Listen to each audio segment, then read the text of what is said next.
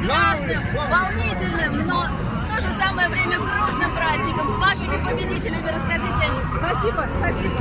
Вы знаете, Таджикский культурный центр уже 4-й раз принимает участие в бессмертном полку.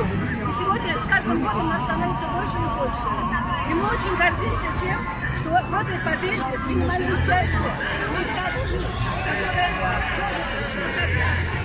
люди давали победу.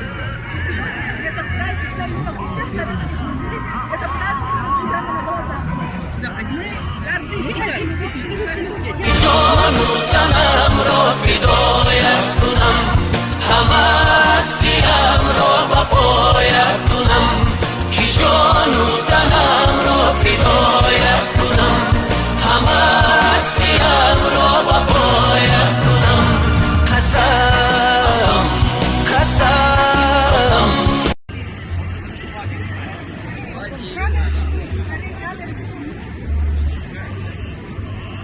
горды.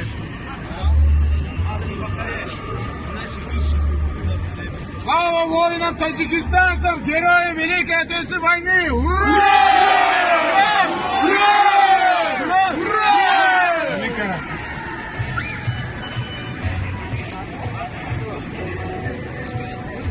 Слава молодому поколению, чтившему память героев войны! Ура! Ура!